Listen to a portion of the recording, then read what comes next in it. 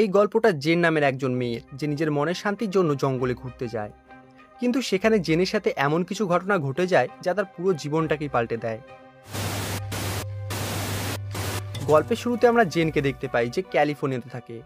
তার একটা জন নামের বয়ফ্রেন্ড আছে যাকে সে খুব বেশি ভালোবাসে, কিন্তু জন স্বভাবের দিক থেকে একজন ভালো ছেলে হয় না।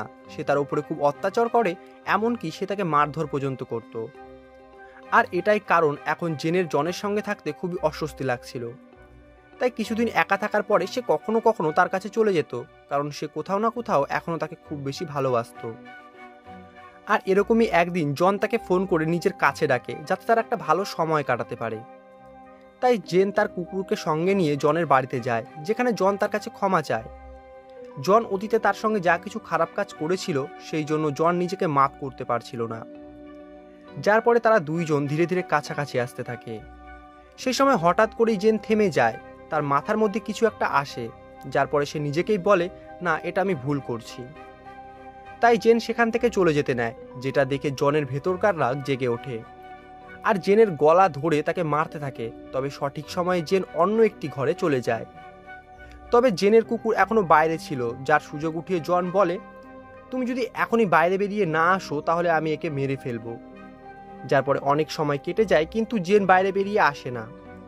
আর সবকিছু শান্ত হয়ে যাওয়ার পরে যখন জেন বাইরে বেরিয়ে আসে, তখন সে দেখে তার কুকুরকে কেউ মেরে ফেলেছে। আর এটা অন্য কেউ না, জন করেছে।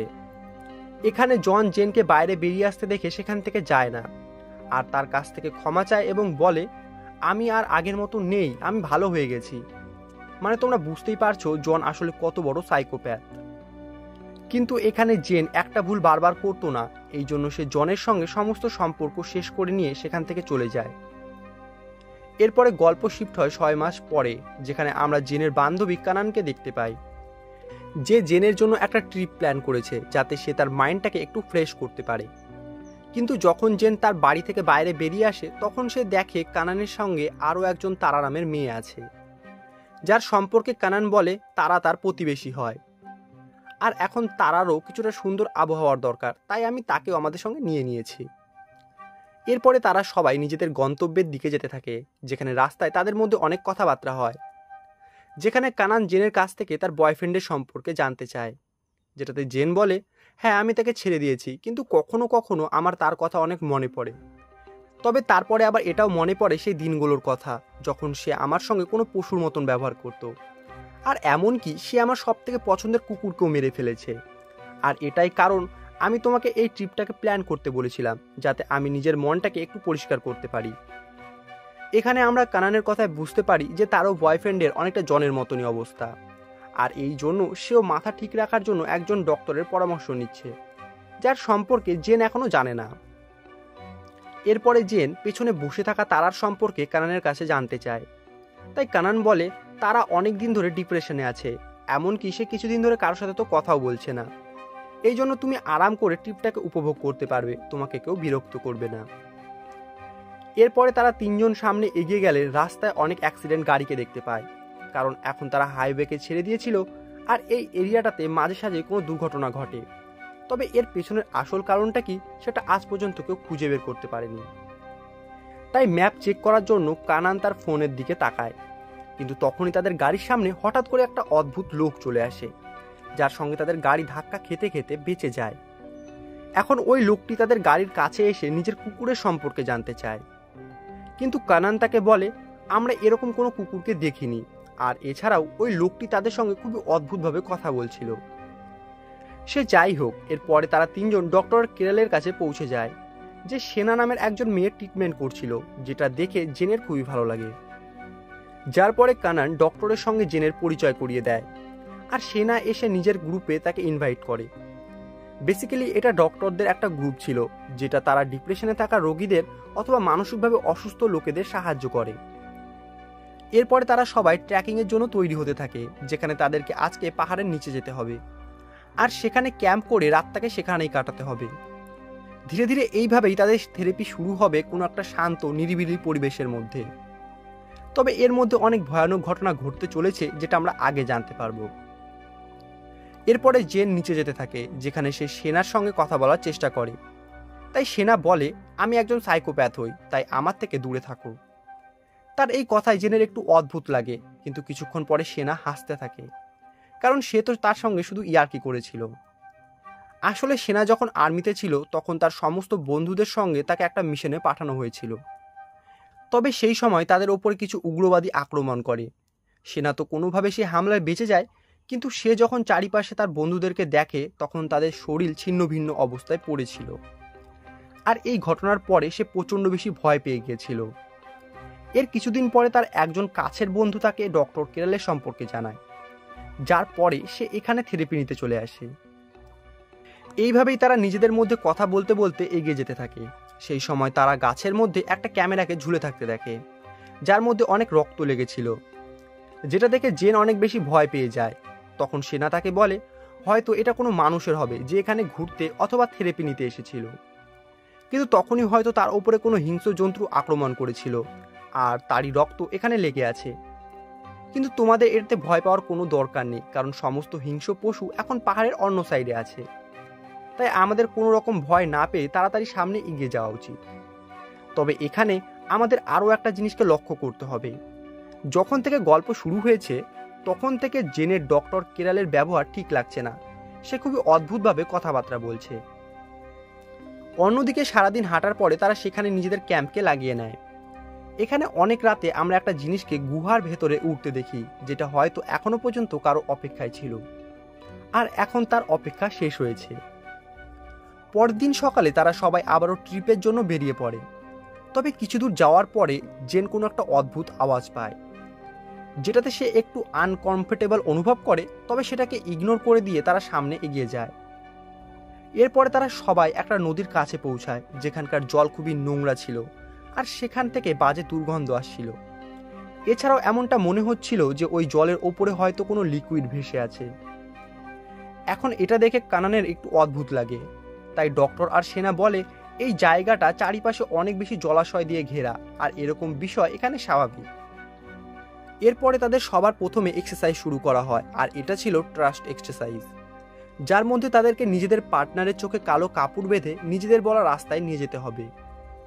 অন্যদিকে তারা সেনার সঙ্গে ছিল, যে তাকে মাঝে মাঝেই ভয় দেখাতে থাকে, যার ফলে সে রেগে গিয়ে অন্য একটি সাইডে চলে যায়। এইদিকে জেন আর কানান এই এক্সারসাইজটাকে খুবই মজায় মজায় করতে থাকে। কিন্তু তখনই জেন আরও একবার সেই আওয়াজটাকে শুনতে পায়, যেটা সে কিছুক্ষণ আগেই শুনেছিল। এই কারণে সে তাড়াতাড়ি করে নিজের চোখের বাঁধনকে খুলে দেয় আর কানানের কাছ থেকে জানতে চায় তুমি কি এখনই কোনো আওয়াজ শুনতে পেলে, যেটাতে কানান মানা করে দেয়। তবে এখানে জেনের পুরোপুরি বিশ্বাস ছিল সে ওই আওয়াজটাকে শুনেছে, তাই জেন আবারও ডক্টরের কাছে যায় আর তাকে এই ব্যাপারটা খুলে বলে, যেটাতে ডাক্তার বলে তুমি এখনও তোমার অতীত থেকে বেরিয়ে আসতে পারোনি, তাই যখনই তুমি চোখ বন্ধ করছো তুমি একটা অদ্ভুত আওয়াজকে শুনতে পাচ্ছ। এখন জেনের এই কথাটা ভালো লাগে না, এই জন্য সে কানানের কাছে যায় আর বলে হয়তো এখানে জন চলে এসেছে আর সে আমাকে বিরক্ত করার জন্য এরকমটা করছে। তাই কানান বলে এটা কখনোই সম্ভব না, কারণ এই জায়গাটার সম্পর্কে খুবই কম মানুষ জানে। এছাড়াও জনের সঙ্গে তো তুমি গত 6 মাস ধরে কথা বলনি, তাই সে কিভাবে জানতে পারবে তুমি এখানে আছো। কানান আরও বলে তোমাকে নিজেকে শক্তিশালী করতে হবে, এই জায়গাটার সঙ্গে মানিয়ে নিতে হবে। তবে জেনির বিশ্বাস ছিল এখানে নিশ্চয়ই কোনো না কোনো রহস্য লুকিয়ে আছে। অন্যদিকে আমরা তারাকে দেখতে পাই যে একটা জায়গায় স্মোক করার জন্য দাঁড়ায়, কিন্তু সেই সময় তারা ওখানে অদ্ভুত কিছুকে দেখতে পায় যে তাকেই অনবরত দেখে চলেছিল। ওই সময় হঠাৎ করেই তারা দুটো হাত একসঙ্গে বেঁধে যায়, যেখান থেকে রক্ত বেরোচ্ছিল। তাই তারা জোরে জোরে চিল্লাতে থাকে, যার আওয়াজ শুনতে পেয়ে জেনি সেখানে দৌড়ে আসে। তারা জেনিকে বলে আমি এখানে অদ্ভুত কাউকে দেখতে পেয়েছি। তাই জেনু বলে হ্যাঁ আমি এখানে অদ্ভুত কিছু লক্ষ্য করছি, কিন্তু আমার কথা কেউ বিশ্বাস করতে চাইছে না। এরপরে তারা সবাই যখন সেখান থেকে যেতে নেয় তখন সবাই সেখানে একটা হরিণকে দেখতে পায়, যার অর্ধেক শরীর হারিয়ে গিয়েছিল। তাই ডক্টর বলে এটাও এখানে স্বাভাবিক বিষয়, এই এরিয়াটা পুরোটাই জঙ্গলে ভর্তি, যেখানে হিংস্র পশু পাখিরা একে অপরকে মেরে খেয়ে ফেলে, তাই তোমাদের ভয় পাওয়ার দরকার নেই। তবে জেন বলে এভাবে তো আমি কোনোদিন কোনো পশুকে শিকার করতে দেখিনি। এরপরে তারা সবাই যখন আরও কিছুটা এগিয়ে যায় তখন জেন আরও একবার কোনো কিছুর আওয়াজ শুনতে পায়। তবে এইবারে সেই আওয়াজটা কানানের ছিল, যে তাকে অন্য সাইডে আসতে বলছিল, যেখানে তারা একটা পাহাড়কে দেখতে পায় যার মাঝখান দিয়ে একটা রাস্তা চলে গিয়েছিল। সেই জায়গাটা খুবই অদ্ভুত ছিল, তবে সেখানকার পাথরগুলোকে ছুঁলে জেনের কিছু অদ্ভুত অনুভব হয়। এমনটা মনে হচ্ছিল জেনের হয়তো এই জায়গাটার সঙ্গে কোনো অতীত জড়িয়ে আছে। সে যাই হোক, এরপরে তারা একটা জায়গায় বসে সবাই আরাম করে। আর এই সময় জেন ডক্টরের কাছে গিয়ে ওই জায়গার সম্পর্কে আরও কিছু ইনফরমেশন এক জায়গায় করে, কারণ জেনের মনে হচ্ছিল হয়তো ডক্টর তাকে এখানে ভয় দেখানোর জন্য নিয়ে এসেছে।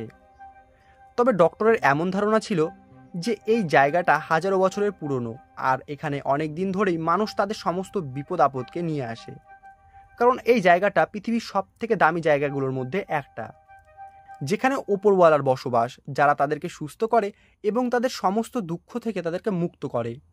তবে এর বদলে তাদেরকে কিছু বলিদান দিতে হয়।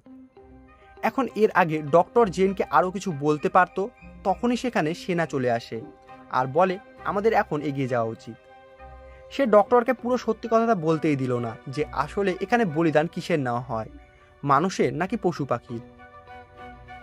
এরপরে জেন টয়লেট করার জন্য যায় এবং সে তার সঙ্গে কানানকেও নিয়ে যায় যাতে তার ভয় না লাগে। কিন্তু কিছুক্ষণ পরে কানান সেখান থেকে হঠাৎ করেই হারিয়ে যায়, যেটা দেখে জেন অনেক বেশি ভয় পেয়ে যায়। সে আবারও কারো আওয়াজ শুনতে পাচ্ছিল, আর এইবারে সে ওই জিনিসটাকে পরিষ্কারভাবে দেখতে পেয়েছিল। তাকে দেখতেই জেন সঙ্গে সঙ্গে তার অতীতে চলে যায়, যেখানে জন তাকে প্রচণ্ড বেশি মারধর করত। তখনই জেনের দম বন্ধ হয়ে আসতে থাকে। সেই সময় ওখানে কানান চলে আসে আর তাকে নিচে নিয়ে যায়। সেখানে গিয়ে জেন ডক্টরকে বলে এই জায়গাটা একেবারে সুরক্ষিত না, ওপরে কোনো জিনিস আছে যা আমাদেরকে মারার চেষ্টা করছে। তাই ডক্টর বলে হয়তো তুমি কোনো বড় ভাল্লুককে দেখে ফেলেছো, কারণ এই সময় তারা এখানে যাওয়া আসা করে। তবে ডক্টরের মনে হচ্ছিল হয়তো এটা হিলিং প্রসেসের জন্য হচ্ছে, তাই তারা সবাই তাড়াতাড়ি করে নিজেদের টেন্ট লাগিয়ে নেয় আর ঘুমোতে চলে যায়। কিন্তু এখন যত সময় যাচ্ছিল জেনের জন্য বিপদ ততই বেড়ে চলেছিল, কারণ এখন সে খারাপ স্বপ্নকে দেখতে পাচ্ছিল, যার মধ্যে সে জনকে দেখতে পাচ্ছিল। তার মনে হচ্ছিল হয়তো জন তাকে মারার জন্য এখানে পৌঁছে গেছে। এই জন্য মনের শান্তির জন্য সে কিছুক্ষণ হাঁটাহাঁটি করতে চলে যায়, যেখানে সে তারা আর ক্যাননকে দেখতে পায়, যারা তাকে বলে তাদেরও ঠিক একই স্বপ্ন এসেছে যেটা তার এসেছে। তবে সেই স্বপ্নে তারা অন্য কিছুকে দেখেছে। এই জন্য তারা সবাই সিদ্ধান্ত নেয় তারা আজকের রাতটা সবাই একই ক্যাম্পে কাটাবে। এখানে তারা তার নিজের গল্প বলে যে কিভাবে ছোটবেলায় তার মা তাকে প্রচণ্ড বেশি মারধর করত, আর এছাড়াও এই স্কুলে তাকে নিয়ে সবাই হাসি ঠাট্টা করত। আর এই জন্যই সে ধীরে ধীরে সবার সঙ্গে কথা বলা বন্ধ করে দেয়। সে পুরোপুরি আইসোলেট হয়ে যায়। কিন্তু তার বন্ধুরা তাকে বোঝায় এমনটা কিছুই নয়, সমস্ত কিছু ঠিক হয়ে যাবে। এখন সবাই একসঙ্গে একই ক্যাম্পে ঘুমিয়ে পড়ে। পরের দিন সকালে যখন সেনা সবাইকে ঘুম থেকে ওঠায়, তখন জেন দেখে তাদের পাশে তারা নেই। এই জন্য জেন ডক্টরকে তার সম্পর্কে বলে, যেটাতে সবাই এটাই ভাবে হয়তো তারা তার সমস্ত জিনিস নিয়ে এখান থেকে চলে গেছে। তখনই সবাই তারার চিল্লানোর আওয়াজকে শুনতে পায়। তাই ডক্টর বলে তোমরা সবাই এখানে দাঁড়াও, আমি তাকে নিয়ে আসছি। তাই ডক্টর পাহাড়ের ওপরে উঠে যায়, কিন্তু তখনই সে তার সামনে কিছু ভয়ানক জিনিসকে দেখতে পায়, যেটা তার অতীতের সঙ্গে যুক্ত ছিল। তখনই হঠাৎ করে ডক্টরের চিল্লানোর আওয়াজ ভেসে আসে, যেটা শুনে এবারে তারা তিনজন পাহাড়ের ওপরে উঠে যায়। কিন্তু সেখানে তারা তিনজন শুধু রক্তকেই দেখতে পায়। তাই সেনা ঠিক করে তারা আরও কিছুটা ওপরে যাবে। এই জন্য তারা আরও কিছুটা ওপরে যায়, যেখানে তারা তিনজন ডক্টরের কাটা পাকে দেখতে পায়। এটা দেখে সেনা তার অতীতের কথাগুলোকে মনে করতে থাকে, যখন এরকমই একবার তার বাকি সখীদের ছিন্ন ভিন্ন শরীর চারিদিকে ছড়িয়ে ছিটিয়েছিল। এখানে এই সমস্ত ঘটনা দেখে সেনা এত বেশি ভয় পেয়ে গিয়েছিল যে সে চিল্লাচিল্লি করতে থাকে আর নিজে পাহাড় থেকে লাফ দিয়ে আত্মহত্যা করে। তাই যখন এরা দুজন নিচে গিয়ে দেখে, তারা ওখানে সেনার মৃতদেহকে দেখতে পায় না। মানে জেনের কথাই সত্যি ছিল, এখানে অন্য কেউ আছে যে তাদের উপরে নজর রাখছে। তাই এরা দুইজন ভয় পেতে পেতে এগিয়ে যায়, যেখানে তারা একটা গুফাকে দেখতে পায়, যেটা অনেক বেশি পুরনো ছিল। হয়তো সেই জিনিসটা যেটা লোকেদেরকে মারছে সেটা এর ভেতরেই থাকে। দুজনই ভেতরে যায়, যেখানে তারা অনেকগুলো খড়িকে পড়ে থাকতে দেখে। আর একটু ভেতরে যাওয়ার পরে তারা ডাক্তারকে দেখতে পায়, যে খুবই আহত অবস্থায় ছিল। কিন্তু তখনই একটা অজানা জন্তু এসে ডক্টরকে টেনে ভেতরে নিয়ে চলে যায়। সেই সময় ক্যানন সে জন্তুকে দেখে ফেলে, যার কারণে সে ভয় পেয়ে থতমতো খেয়ে যায়। আর জেনকে বলে আমাদের এখনই এখান থেকে বেরিয়ে যেতে হবে। আসলে বন্ধুরা, এটা একটা অজানা জন্তু ছিল, যাকে এখানে আসা লোকেরা গড মনে করত। কিন্তু সময় কাটার সঙ্গে সঙ্গে এই জন্তুটি এখন রাক্ষসে পরিণত হয়েছে। সে লোকেদেরকে মেরে নিজের খিদাকে মেটায়। এখন সেখান থেকে পালাবার সময় তাদের দেখা তাদের সঙ্গী তারার সঙ্গে হয়, তাই তারা তারাকে নিয়ে সেখান থেকে পালাতে থাকে। ক্যানান তো কোনো রকমে জলের মধ্যে লাফ দিয়ে দেয়, তবে এর ফলে তার একটি পায়ের হাড্ডি ভেঙে গিয়েছিল। তবে জেন আর তারা এখনো ওপরেই ছিল, এই জন্য ক্যানান তাদেরকেও জলের মধ্যে লাফ দিতে বলে। তাই বাকি দুইজন জলের মধ্যে লাফ দিয়ে দেয়, কিন্তু ওই ক্রিয়েচার তাদের পেছনে পড়ে গিয়েছিল। তাই এরা সবাই জলের মধ্যে রাখা কিছু খড়ির নিচে গিয়ে লুকিয়ে পড়ে, যাতে ওই জন্তুটি তাদেরকে দেখতে না পায়। তবে সেই জন্তু তাদের ওপরেই ছিল। সেই সময় ক্যানান সবাইকে বোঝায় আমাদেরকে ভয় পেলে চলবে না। তখন তারা বলে, আমি বাইরে গিয়ে সেই জন্তুকে ডিস্টার্ব করার চেষ্টা করছি, কিন্তু বাকি দুইজন তাকে বোঝায় তুমি এমনটা করো না, নয়তো তুমি মারা যাবে। তবে তারা বলে আমি এমনিতেও বাঁচবো না, আমার অনেক রক্ত শরীর থেকে বেরিয়ে গেছে, তাই এটাই ভালো হবে তোমরা এখান থেকে পালিয়ে যাও। যার পরে তারা বাইরে বেরিয়ে যায়, আর তখনই সেই জন্তু এসে তাদেরকে খুব নির্মমভাবে মারতে থাকে।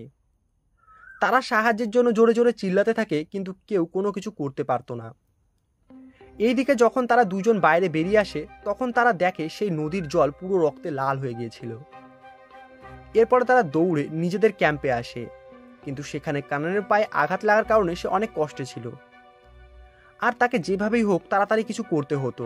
তাই সে যত তাড়াতাড়ি সম্ভব নিজের পায়ের মধ্যে ব্যান্ডেজ করে নেয়। এই সময় জেন কেনানকে একটা কথা বলে, যেটা সে আজ পর্যন্ত কাউকেই বলেনি। আসলে এখানে আসার আগে জন তার সঙ্গে দেখা করতে এসেছিল এবং সমস্ত কিছু ঠিক করে আবারও সবকিছু প্রথম থেকে শুরু করতে বলেছিল। কিন্তু এইবারে সে আর ফেরত যেত না, এই জন্য সে একটা বাসন দিয়ে জনের ওপরে আঘাত করে, যার ফলে সে না জানে কিভাবে মারা যায়। এখন এটা শুনে ক্যানান বলে, এটা শুধু একটা দুর্ঘটনা ছিল, তুমি তো এটা জেনে শুনে করনি। তাই ওই দিন যা কিছু হয়েছিল তুমি ভুলে যাও, আমাদেরকে এখান থেকে শুধু এখন বেরোতে হবে, তাও আবার জীবিত। এখন সেখান থেকে যাবার জন্য যখনই তারা ক্যাম্পের বাইরে বের হয়, ক্যানানকে সেই জন্তু টানতে টানতে তার সঙ্গে নিয়ে যায়। আর এখানে জেন শুধু এই ঘটনাকে দেখা ছাড়া অন্য কিছু করতে পারতো না। আর এটাই সব থেকে ভালো সময় ছিল জেনের কাছে সেখান থেকে পালিয়ে যাওয়া। কিন্তু সে পালায় না, আর নিজের বান্ধবীকে বাঁচানোর জন্য আবারও ওই গুহার ভেতরে যায়। যার পরে জেন পাগলের মতন ক্যানানকে খুঁজতে থাকে, তবে সে কোথাও ক্যানানকে খুঁজে পায় না। তাই জেন ওই গুহার আরো কিছুটা ভেতরে যায়, যেখানে চারিদিকে ঘুটঘুটে অন্ধকার ছিল। সেখানে জেন কিছুটা শুয়ে শুয়ে সামনে এগিয়ে গেলে ওখানে সে একটা মানুষের কাটা মাথাকে দেখতে পায়। তাই জেন যখন সেই মাথাটাকে ভালো করে দেখে, তখন সেটা অন্য কারো না, সেনারই কাটা মাথা ছিল, যাকে দেখে জেনের অবস্থা খারাপ হয়ে যায়। এরপরে আরো কিছুটা এগিয়ে গেলে জেন ওই গুহার ভেতরে অনেক মানুষের কঙ্কালকে দেখতে পায়। মানে ওই জন্তু এর আগেও অনেক মানুষকে হত্যা করেছিল। জেনের সামনে ওই ভয়ানক জন্তুটি এসে দাঁড়িয়ে পড়ে, আর তার পেছনে আমরা ক্যানানকে খড়ির মধ্যে ফেসে থাকতে দেখি। জেন সেই জন্তুটির দিকে এগিয়ে যেতে থাকে, যার ফলে ওই জন্তুটিও জেনের কাছে আসতে থাকে। এখানে জেন ওই জন্তুটির মধ্যে জনের আত্মাকে দেখতে পাচ্ছিল, এই জন্য সে ওই দিকে এগিয়ে যাচ্ছিল। অন্যদিকে ক্যানান জেনকে সেখান থেকে চলে যেতে বলছিল, কিন্তু যখনই জেন ওই জন্তুটির কাছে পৌঁছায়, তখনই জেন তার চাকু ওই জন্তুটির চোখের ভেতরে ঢুকিয়ে দেয়। যার পরে জেন তার মুখের মধ্যে গ্যাস স্প্রে করে আর আগুন জ্বালিয়ে দেয়। এখানে আমরা প্রথমবার ওই ক্রিয়েচারটিকে ভালো করে দেখতে পাই, যাকে দেখতে অনেকটা মানুষের মতনই লাগছিল। এখন ওই ক্রিয়েচারটি দেখতে না পাওয়ার কারণে আগুনে জ্বলতে থাকে, আর এরই সুযোগ উঠিয়ে তারা দুইজন তাড়াতাড়ি করে সেখান থেকে বাইরে বেরিয়ে আসে।